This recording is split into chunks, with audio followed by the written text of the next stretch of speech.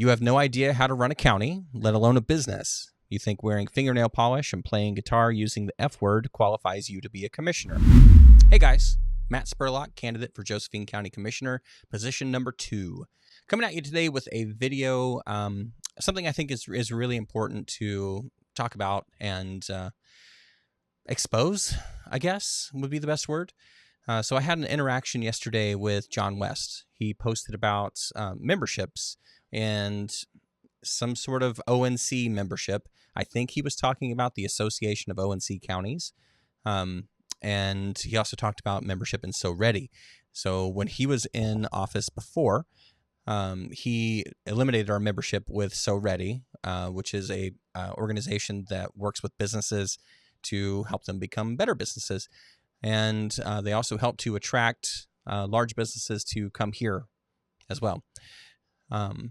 But I want to go ahead and pull up his response to me when I asked him a couple questions, because I wasn't totally sure what he was talking about. And so I asked him some questions and challenged him a bit. And this is the response that I got. You have no idea how to run a county, let alone a business. You think wearing fingernail polish and playing guitar using the F word qualifies you to be a commissioner. Let's start there. So, pretty defensive guy. If there's anything I think I've learned in the last year plus dealing with the county commissioners is that we don't need another bully in office. We've already dealt with that. We've already recalled them. And the effects that we are still feeling today, it's totally not worth it. Not worth it at all. And Mr. West has already been recalled once. So when he says that I have no idea how to run a county, he knows how to run a county so well that it gets him recalled. Saying, let alone a business. So I did run a successful business here in town. I actually had 3 different locations for my business here in town. We started on G Street. And then about 6 months later, we figured it would be best to save a little bit of money and go over at H Street, where Musashi is now. And we had a sip and paint studio there and a wine shop for years. I think we were at that location for 4 years. And then we moved it to the plaza just before Bimart into a much larger location where we expanded to not only having the sip and paint classes, but to being an event space and having a full-scale restaurant there as well. It was beautiful. It's great. It's called Spurlock Art and Wine, and it was the home of Wine and Brush. A lot of you probably know me from that business. But however, Mr. West does not. Something tells me he's unlikely to be the creative type. So yeah, I ran that business. We had locations in Medford and Phoenix as well. So we had multiple employees. I was the business side of things, and my now ex-wife is the talent. And yeah, so it was a great business, a family business that started from nothing. You think wearing fingernail polish? Interesting. So yes, I did wear fingernail polish for about 2 weeks back in September out of solidarity with trans folks. And so I kind of wanted to put myself in somebody else's shoes and see how the community responded. Just people I didn't know, and I'm very happy to report that I didn't have any face-to-face issues with anyone. There is a now kind of famous picture, whatever. I was helping with a park cleanup, and I had my fingernails painted that day. And so it's interesting that I think that John West is betraying a bit of his bigotry here, and it's gross. So you think wearing fingernail polish and playing guitar using the F word qualifies you to be a commissioner. I don't know how to play the guitar using the F word. I usually use a guitar pick or my fingers. But yeah, I do play some songs that have some language in it. And that's to get a point across. But it's not something I would do from the dais or at all once I'm commissioner, to be honest. I think that I want to get into it in a minute, but I think that the commissioners should have to adhere to a code of conduct. And I think that the way we speak to people and the language that we use would be part of that. I'll talk about more of that in a minute. By the way, losing your job at the food bank doesn't make you qualified to be a commissioner. So yes, I did lose my job at the food bank, but not because of anything I had done. I was a model employee, never had a write-up, never had any issues whatsoever. What I did have was several people in the community, including a previous commissioner, dedicated to attacking me and trying to ruin my life. And so for the first 2 months, I kept it very quiet that I was working at the food bank, and there were no issues whatsoever. But then there was a video that the food bank put out that had me in it. And from that moment, they started receiving calls and emails, and apparently it was a problem. So having a previous commissioner that doxed me on his news pages and doxed my coworker from the dais. Parker, I think you work at the Josephine County Food Bank. I did a tour of the Josephine County Food Bank. I believe you work there. I've seen you in the front desk. And I don't know why, but you're suddenly involved in a lot of things, and I didn't know you were that involved. You know, I take a passion for Josephine County. I support the food bank. I support where you work.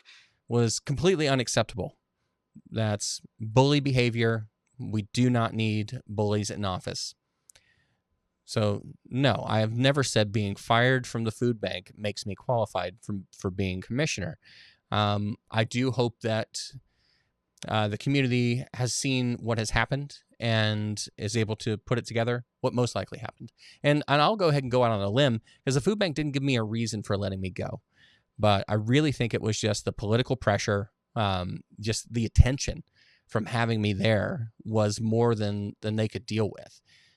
So I was one of 9 employees at the food bank. And, you know, whether I like it or not, usually not, I attract an absurd amount of attention online. And people feel a particular way about me that don't know me. We haven't met.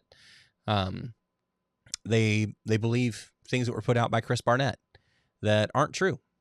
And it has very drastically and negatively affected my life, including losing my job at the food bank, a job that I really loved and was very good at.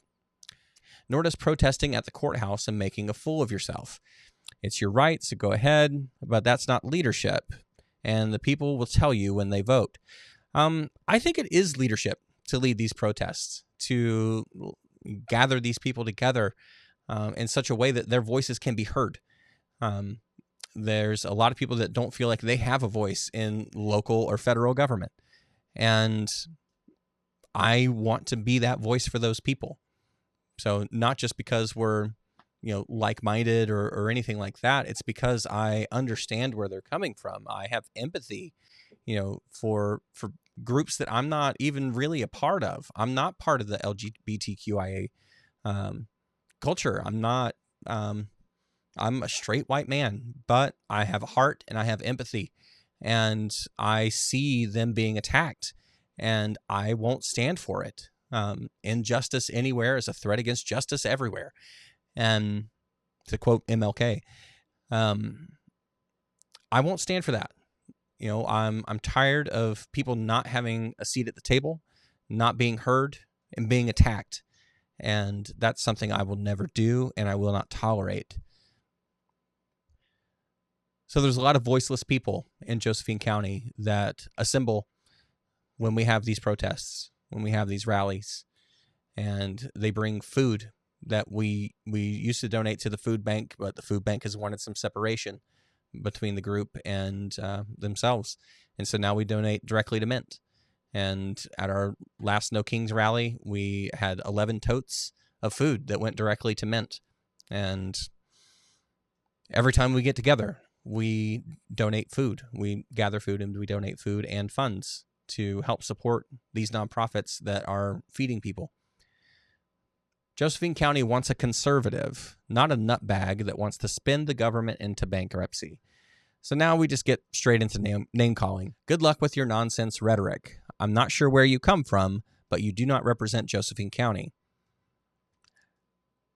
Sir, you've been fired by the people of Josephine County. You were recalled by a margin of 62 to 38%.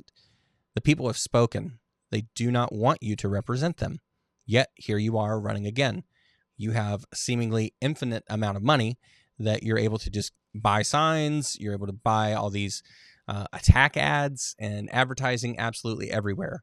I hope that we're beyond that as a community, that we can judge someone based on their merits and based on their ideas rather than the amount of money they have to throw out in an election. So, sir, I think I do represent Josephine County significantly more than you do. I'm trying to move the county forward. I'm actually putting forth ideas that are real. The only idea that I've seen you put forth is that you're going to try to bring Costco here. We called Costco. Costco is not coming here. They are in Central Point. They have no plans to relocate. And if they did, they said it would not be to Josephine County, let alone Grants Pass or Merlin, as you suggested.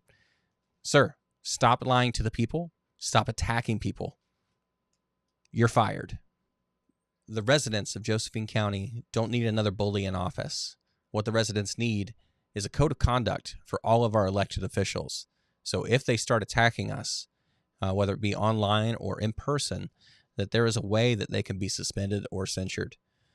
This is not acceptable behavior, and we won't put up with that.